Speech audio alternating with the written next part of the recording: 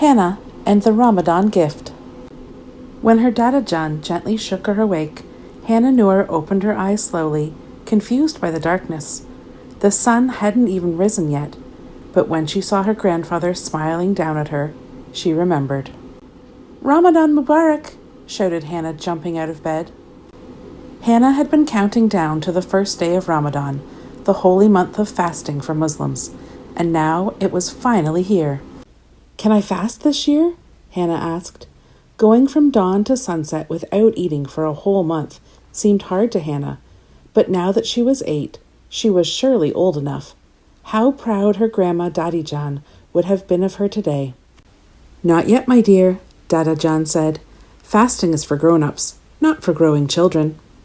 "But if I can't fast, then how can I celebrate Ramadan?" "By saving the world," replied Dada Jan with a smile. "Hurry up now, let's join the others for Sehri before the sun comes up." When Hannah heard Dada Jan's response and smelled the food of Sehri, the special breakfast of Ramadan, she forgot her disappointment. After Sehri and the morning prayer, it was time to get ready for school. "Let's stop at the soup kitchen on the way to school," Dada Jan said. "Why?" Hannah asked. "Don't we have plenty of soup at home?" Dada Jan explained, "The soup isn't for us. When we fast during Ramadan, we feel hungry, and it reminds us that, all over the world, there are people who don't have enough food, so we must help them." "But the world has so many people. How can we help them all?" Hannah asked. "We can help our neighbors," Dada Jan replied, "and that's worth the world." Later that day at school, Hannah played with her friend Maria. "That's the bell. We should get back to class," said Hannah. "Wait!"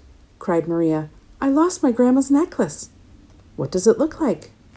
"It's gold with a green gemstone. Can you help me find it?" "Let's look in all the places we played today," Hannah said. But the necklace wasn't on the basketball court or the kickball field. "I know. Let's look in the jungle gym," said Hannah finally. And there it was. "It must have fallen off when I did that backflip. Thank you, Hannah."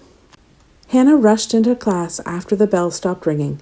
"Next time, please make sure you're on time," said Mrs. Holmes sternly. "But I was just—" Hannah wanted to explain, but her teacher had already started reading again. Ramadan had just begun, and already Hannah had gotten in trouble. Helping neighbors wasn't as easy as Dada Jan made it seem.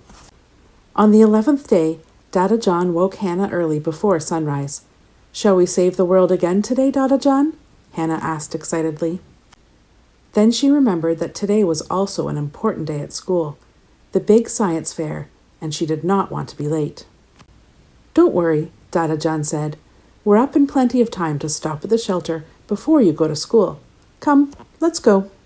"But Dada Jan, the people at the shelter won't know that we're the ones who donated the clothes." "Why does that matter, Hannah?" asked Dada Jan. "Sometimes it's enough to help people simply out of love." "Besides," he whispered with a wink, "all the best superheroes work in secret, don't they?" When Hannah got to school, she got ready for the science fair. "Amazing model, Hannah," her friend Danny said as Hannah arranged her model replica of Abbas Infernus's flying machine. "Thanks," said Hannah. "What's yours?" "Thanks," said Hannah. "What's yours?" "It's a globe showing the dates and flight path for Amelia Earhart, the first woman to fly solo around the world." "Ooh, look! Maria made a robot." Danny set his model down and ran off. "Danny, wait!" The globe was rolling off the table. Hannah lunged and caught it just before it smashed into the ground. That was close, Hannah thought. She put the globe back on the table before anyone noticed. "Danny wins!" Hannah was happy for Danny. He was a good friend and the globe was amazing. But no one knew that Hannah had saved the day. "How was the science fair, Hannah?" asked Dada Jan when he picked her up. "Fine," said Hannah quietly. Why didn't she feel happy about doing the right thing? Dada Jan made it seem so easy. On Saturday, 20 days of Ramadan had passed. "Remember, you have a play date with Sarah," called Hannah's mother. Sarah's family had just moved into their neighborhood. "But I was going to work on my art project today," objected Hannah. "And I don't even know Sarah." "Hannah, that's not very nice. We need to welcome new neighbors like family." "I'll make you a deal, Hannah," Dada Jan said. "I'll go with you. And if you're not having fun, we can leave whenever you want, okay?" "I won't have fun," muttered Hannah, but she went with Dada John anyway. They ate delicious kunafi that Sarah's mom had made. They looked at pictures of Sarah's friends from her old school. Pretty soon they had lost track of time together. "Ready to go?" asked Dada John. "But we haven't finished our game," said Hannah and Sarah at the same time. When they got home, Dada John showed Hannah an old family photo album. Hannah couldn't believe what she saw. "This is the year we moved to this place. We didn't know anyone. We didn't speak the language." "So what did you do?" asked Hannah. "It was the kindness of our friends that got us through," said Dada John. "And," he said, twinkling at Hannah, "it probably helped that your Daddy John was happy to feed our neighbors the best buttered chicken in the world." That evening, when Hannah thought about her Ramadan, she was sad. First, she got in trouble after helping Maria.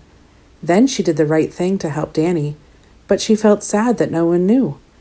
And she was ashamed about how she did not want to play with Sarah at first. It was the last day of Ramadan. "Sunset during Ramadan is called iftar," said Hannah. "That's right," said Dada John. "At iftar, we break our fast, and when the sun sets on the last day of Ramadan—" "It's the Eid al-Fitr celebration," Hannah exclaimed. Dada John smiled. "Do you think you made the world a better place by helping your neighbors this Ramadan?" "I tried," Hannah responded, "but I don't think it worked." "I wouldn't be too sure about that," said Dada John. The sun was shining the next day. It was finally Eid. Hannah and her family headed to the mosque for Eid prayer. The mosque, like their home, was decorated with Ramadan lights, and the air was filled with the wonderful aroma of her favorite Eid desserts. After Eid prayer, they visited the cemetery to remember Daddy John and other loved ones.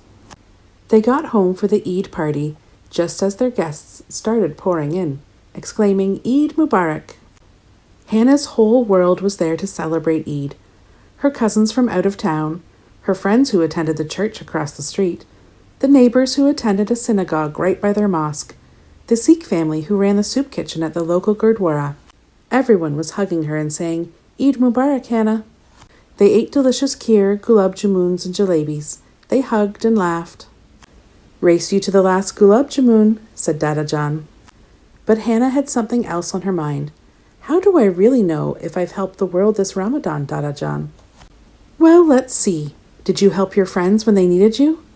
Hannah thought about Maria. "Yes." "Did you help others simply out of love?" Hannah nodded as she thought about Danny's globe.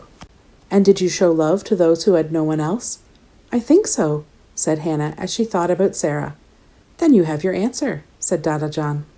It would still be many years before Hannah could fast for Ramadan, but she'd helped her neighbors, her world, and that made this the best Eid ever.